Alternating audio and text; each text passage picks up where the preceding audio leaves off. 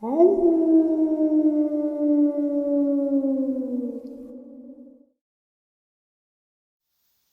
greetings and salutations, everyone, and welcome to tonight's night-ending bonus upload. Before we jump into it, a couple links.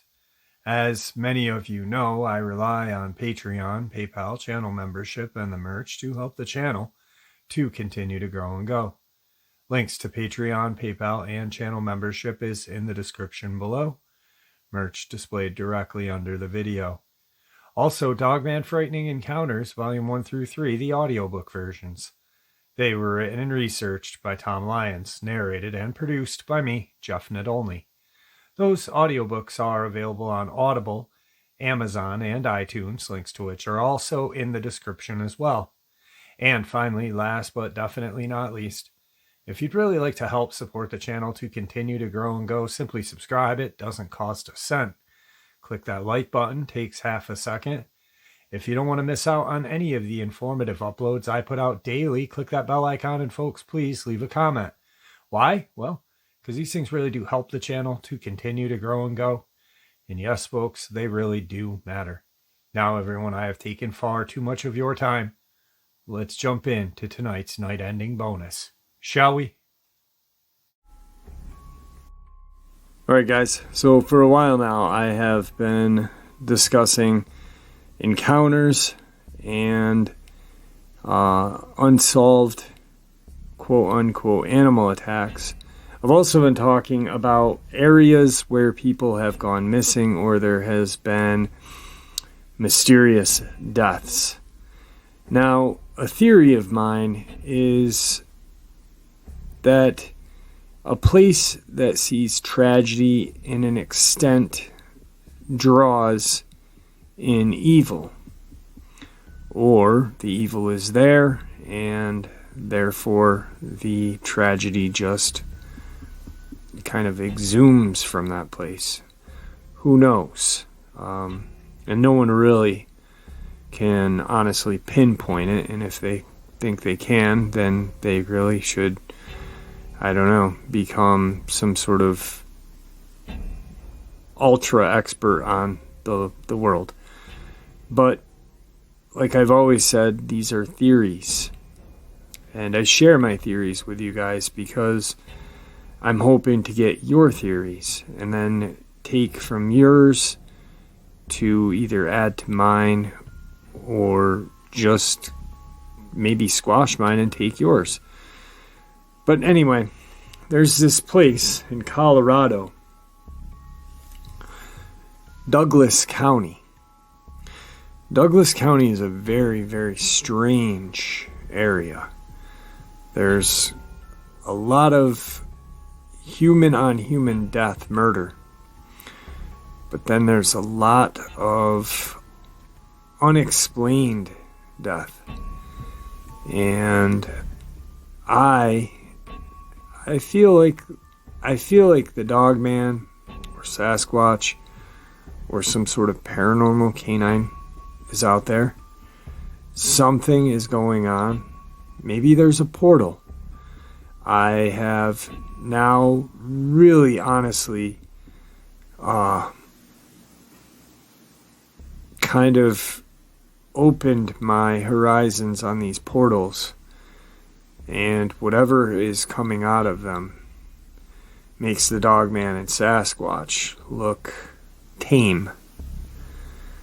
So I want to share with you a couple things and then share with you what my kind of theory or perspective on this area is. So January 17th, 2021, Douglas County, Colorado. The body of a centennial man missing in Douglas County wilderness since January 12th was discovered on Saturday, authorities report. The Douglas County coroner identified Brian Patterson, whose ATV was found Friday at the Dakin Overhead View Trailhead, or OHV. Douglas County Search and Rescue began a search at the trailhead around 7:30 p.m. after the ATV was reported.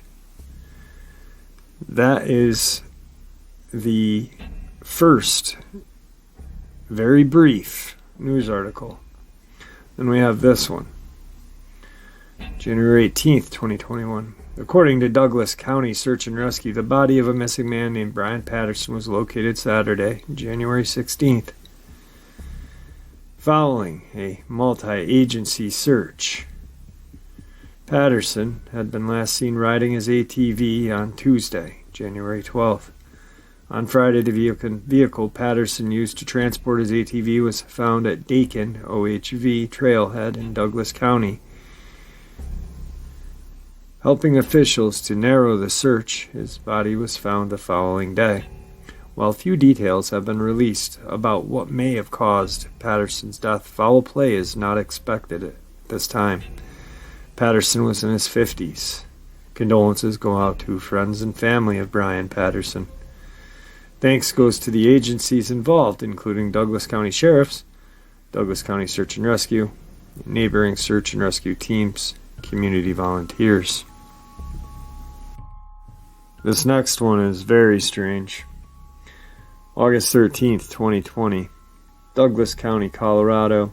A body on Forest Service land north of Colorado Springs in 93 has been identified as a 20-year-old Colorado Springs woman, according to Douglas County Sheriff's Office. DNA evidence led investigators to identify the woman as Rebecca Ann, or Becky, Redeker. Investigators said Redeker lived in Colorado Springs in the early 90s. She attended Manitou High School from 85 to 88 and Coronado High School in 89, according to investigators.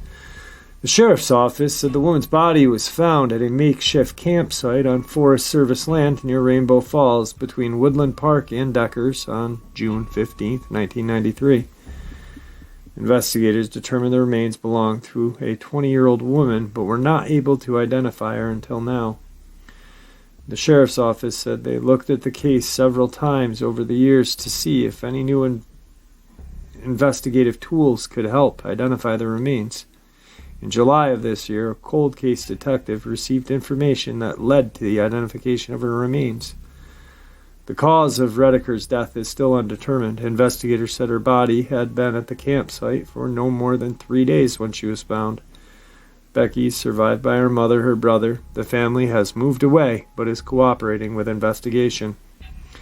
Anyone with any information that may help the case is asked to call Douglas County Sheriff's Office and speak with Detective Mark O'Harold, 303-784-7815. Metro Crime Stoppers has upped the reward to $10,000 for any information that will lead to an arrest. Detectives said that if you knew Becky or saw or talked with her in the summer of 93, they want to hear from you. So what kind of boggles my brain on this one is that her body was found on June 15th of 93. In July of 2020, they were able to identify her. So some 37 years, 27 years, whatever, and a long time. But what's confusing is that if the family had obviously been looking for her, why didn't they make the connect? The family lived in Colorado, around the area. It just doesn't make sense to me. But she was found. It appeared to be that there was no foul play in the beginning, but now they're saying, hey, could be foul play, could not be, but Crime Stoppers is going to give you $10,000 if you can help us close the case. That's very strange. Very, very strange, because, I mean, we're talking 93, and we're not talking in 1893, where investigators, were... This is a time when DNA was coming into play and this and that, and, I think it had already been in play for a couple years. But this case baffles me. They didn't mention foul play in any of the earlier articles, to be honest with you. They just said a body was found. Very strange. The one thing that confuses me is maybe, just maybe, the family did come forth and ask and they kept it from the family. Who knows? But it's freaking weird. Alright, we've got some more that just in this area, guys. This is crazy. Bear with me. Body found near Jack Wright Pass in Douglas County, identified as missing Colorado man, May 11th, 2020. Minden, Colorado man reported missing in February of this year, has been identified as the deceased person found last month by a hiker northwest of Jack Wright Pass in Douglas County. The deceased subject was positively identified as the Washoe County Medical Examiner's Office as Lance Scott Durick, 45, of Boulder, said the DCSO Undersheriff Ron Eggles. The man's family has been notified. On February 20th, 2020, the Douglas County Sheriff's Office investigated a report of a missing person in the area of Jack Wright Pass and State Route 208. On April 28th, 2020, a deceased male was located in the mountain area northwest of Jack Wright, known locally as the American Flats. The deceased person was also the subject to a missing persons investigation from February of 2020. It is determined that his death was non-suspicious nature. And then, just 2 days ago, from the same exact area, and this is key, I want you guys to please listen to the wording of this article, because you'll catch it. A father and son discovered a grisly scene while hiking on Spruce Mountain Tuesday afternoon. Luke Valentine, 27, was hiking on Spruce Mountain near Larkspur with his 9-year-old son and 2 dogs Tuesday evening when they decided to go off the trail to explore a cave they had seen higher up. On their way back down, the party encountered a patch of scrub oak they had to cross and decided to go through it. As they fought through the dense thicket, Valentine said his son had to stop for a breath. When they looked to their right, they noticed something that was not natural. When Valentine looked closer, he saw a body hanging from a tree, faced away from him next to a tent. Valentine immediately called 911, then brought his son and dogs back to the car before heading back from the mountain to guide first responders to the body. That was around 6:15. As they approached the body, Valentine said one of the firefighters with him noticed a black bear lingering roughly 30 yards from the tree in question. When they tried to scare the bear off, it stood up on its hind legs and stood its ground. First responders had to go back for reinforcements, arming up with larger firearms, Valentine said, before eventually flushing the bear out. One officer said that several other bears had smelled decomposing human flesh and were roaming around the area, making it unsafe.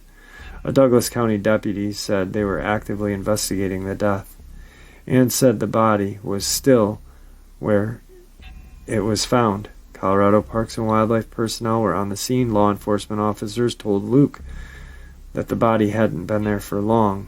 Still, the scene shook him. My son seems to be doing all right. Luke states, I might be a little more shaken up than him, but I really got a good look, and he just caught a glimpse. Douglas County Sheriff's Office, or the Larkspur Fire Department, who responded to Valentine's call, could not immediately reached for comment. I just feel for whomever's family this is, Luke said. Now, in a different article, they did not rule it suicide, so he was in a tree, hanging from a tree. They don't mention a noose. They don't mention anything. He was hanging in a tree. They did not label it suspicious, suicide, anything. What the heck is going on in Douglas County? I got a couple ideas. I really do. I think either we've got some really aggressive animals as of this year and last, but that doesn't describe 93, right? Or the incidences prior to that. What I think we have is some sort of... I really think that there are just bad places all over our country, all over the world, that portals can just open up. But I feel like these portals are the cause of bad things that happen in this area. Now, yeah, I do say sometimes the Dogman and Sasquatch are drawn to like these areas. Maybe they are, maybe they're not. But the reason why I say that is because Dogman is known to be in cemeteries. But to have such a fucked up area, and I apologize, lack of a better term, you've got multiple human on human murders in this area. You've got multiple disappearances and unsolved deaths that are just labeled non-suspicious. And then just case closed. We don't want to talk about it anymore. It's almost like these cases are sealed for a reason. You know, quick news article, news flash, seal the case. Seal it, guys, because we know what's going on in Douglas County, but we don't want the rest of the country to know. I don't know. Maybe that's my overactive imagination. But you know what? That overactive imagination as of late has been pretty spot on, if you ask me. With when I said at the beginning of the year, maybe middle of last year, that shit's going to hit the fan this year. There's going to be a lot of death, a lot of blaming it on the animal death. I'm surprised they didn't blame this one on a bear because it stood up. It's crazy. None of it really makes sense. But I guess for me, mine is portal. Mine is portal, and something comes out of those portals, and when it does, you don't want to see it. But for some reason, I don't feel like whatever's coming out of there looks like that cracked out looking rake thing that people love to call from the creepypasta. What I think they look like is they're definitely hairy, because that's what the person at Skinwalker Ranch said he saw. He said he saw a large, hairy creature that did not look like anything he had seen before come out of that portal. Well, you got portals at Skinwalker Ranch, and some crazy shit happens there all the time. So why couldn't there be portals all over this great country we live in, or this wonderful world that we live in? There is, and bad things come out of those, and bad things are drawn to them, to those areas. I don't know. I just wanted to share this with you because it really just baffles me that so much bad shit happens in one spot. All right, folks. There was just a lot of information in a short period of time. There are so much things that we don't even know, things that we can't even fathom. To honestly, if you think about what is honestly going on in this world right now that we live in, people that claim Dogmen, Bigfoot, portals, aliens don't exist. Yet our government, or the one government, not our government, not the United States government, but the one world government, are underground in Europe with a Hadron Collider opening portals, or all throughout this world using genetic experimentation to create monsters, to create things that they shouldn't even be tampering with. Humans playing gods. Why? Because not we, but the generations before us made a pact with some kind of alien race. That, my friends, is evil.